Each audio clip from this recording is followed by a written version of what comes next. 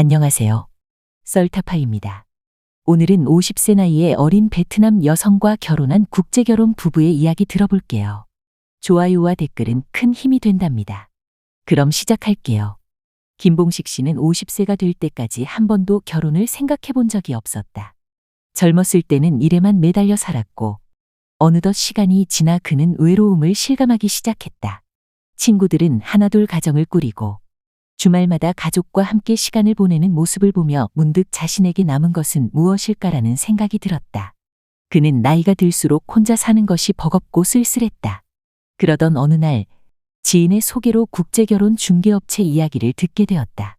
한국에서는 나이가 많아진 자신에게 맞는 사람을 찾는 것이 점점 힘들어졌고 그는 지인의 권유로 베트남 여성과의 국제결혼을 진지하게 고려하기 시작했다. 베트남 여성들은 가정적이고 나이 많은 남성도 존중해줘. 이런 말이 그의 결정을 재촉했다. 그는 결국 국제결혼 중개업체를 통해 베트남 여성과 만남을 주선받았다. 2천만 원을 지불하고 모든 절차를 진행하기로 했다. 베트남으로 떠나기 전에는 설렘과 기대가 가득했지만 막상 그곳에 도착하자 그는 결혼이 생각보다 매우 빠르고 기계적으로 진행된다는 느낌을 받았다. 언어는 통하지 않았고 통역사가 모든 대화를 대신했다. 서류에 서명하는 순간 김 씨는 무언가 빠르게 흘러가는 것을 느꼈다. 이게 진짜 결혼 맞나? 라는 생각이 스치기도 했다. 그러나 그가 만난 20대 베트남 여성은 그에게 새로운 희망을 주었다. 그녀의 젊음과 활력이 그에게는 마치 잃어버린 청춘을 되찾아주는 듯했다. 반면 그녀에게 김봉식은 경제적 안정을 보장해줄 수 있는 남성이었다. 두 사람은 서로 다른 목적을 가지고 있었지만 그 목적이 결혼을 성사시키는 연결고리가 되었다. 결혼식은 베트남 현지에서 조촐하게 치러졌다. 김 씨는 결혼 서류가 작성되는 것을 보며 이 결혼이 진짜 사랑인지 아니면 단순한 계약인지를 고민하게 되었다. 모든 것이 너무 빨리 이루어졌고 그 속에서 그는 진정한 관계를 형성할 시간이 없었다는 것을 깨달았다. 하지만 이미 돌이킬 수 없는 길에 서 있었다. 결혼 후 한국으로 돌아온 김봉식 씨는 처음에는 이국적인 설렘에 휩싸였다. 낯선 나라에서 데려온 젊은 아내와 함께 새로운 삶을 시작한다는 생각에 가슴이 뛰었다. 하지만 이내 그는 이 결혼이 자신이 기대했던 것과는 다르다는 현실에 직면하게 되었다. 언어의 장벽은 예상보다 훨씬 컸고 아내와의 대화는 의사소통이 단절된 상태에서 힘겹게 이어졌다. 통역사가 없으면 서로의 감정을 제대로 전달할 수 없었다.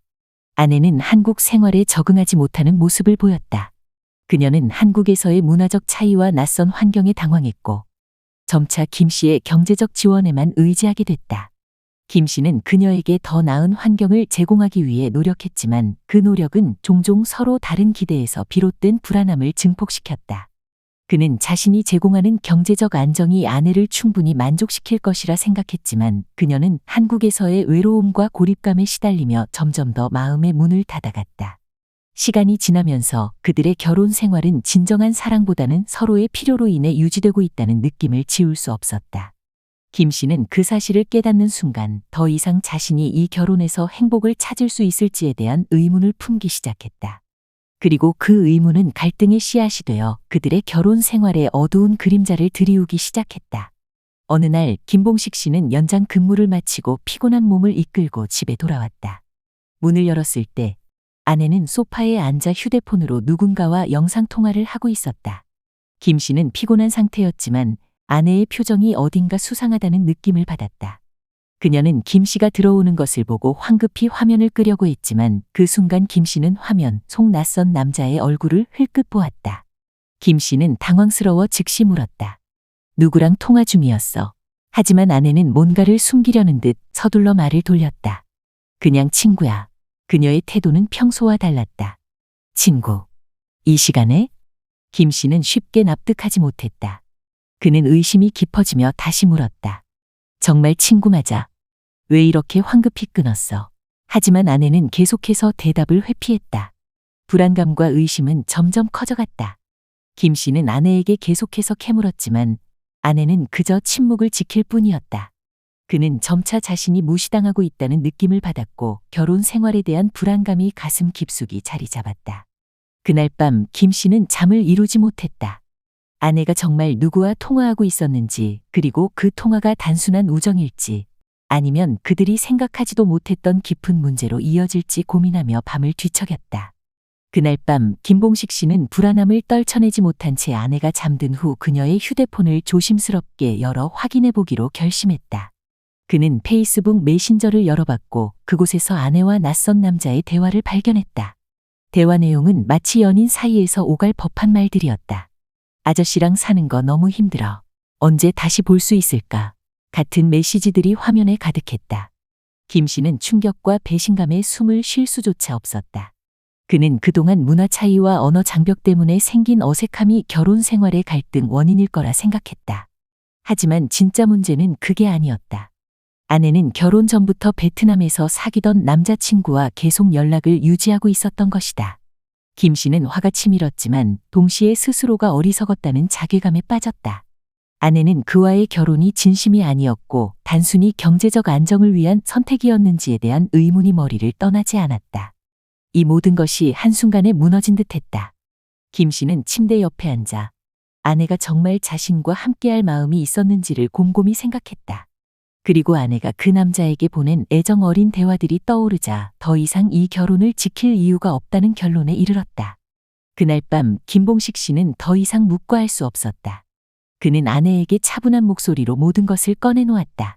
너 그 남자랑 무슨 사이야?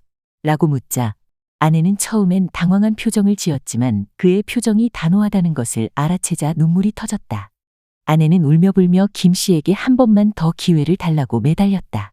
잘못했어. 다시는 그러지 않을게. 그녀는 흐느끼며 말했다. 아내의 눈물과 사과는 진심처럼 보였지만 김 씨의 마음은 이미 상처로 가득했다. 그의 머릿속에는 그녀가 남자친구와 나눴던 애정 어린 대화가 계속 맴돌았다.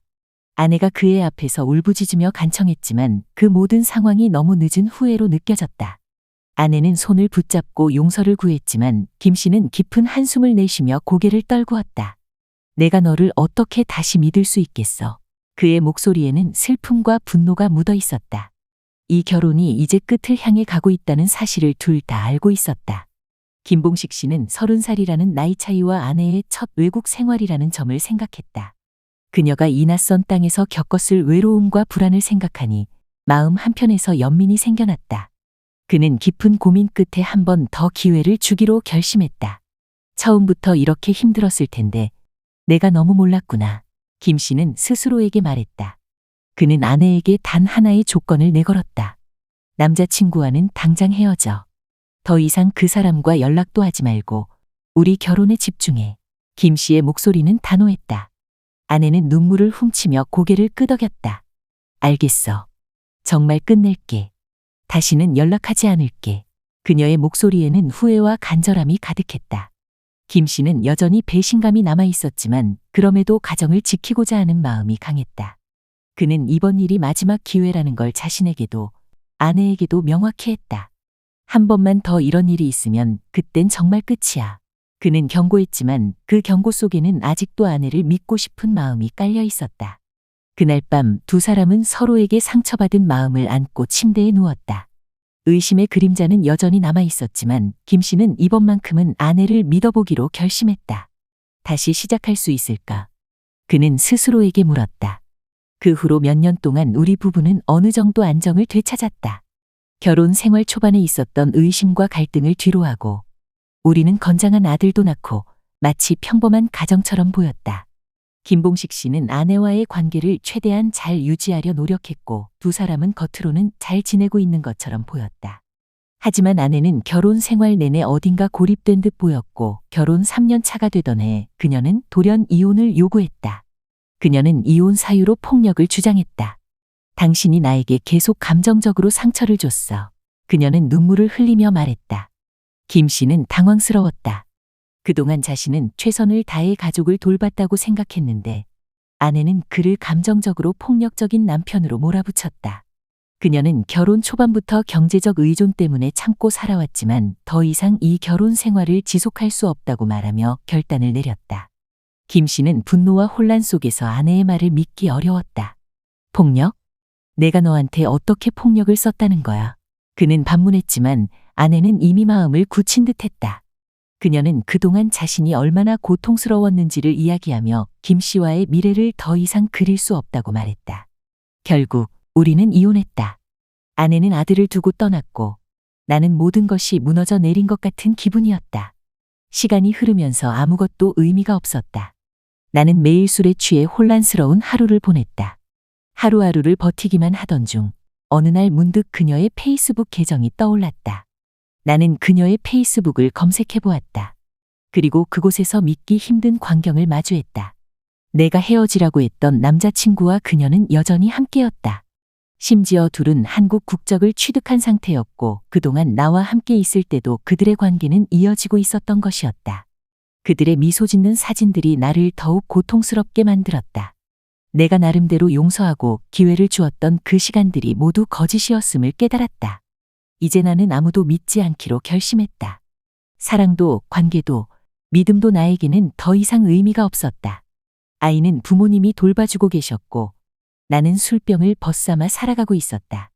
매일 아침 빈집에서 홀로 깨어나며 느끼는 고독은 마치 영원히 끝나지 않을 것 같은 깊은 어둠 속에 나를 가두고 있었다. 이야기는 이것으로 끝입니다. 오늘도 끝까지 시청해 주셔서 대단히 감사합니다.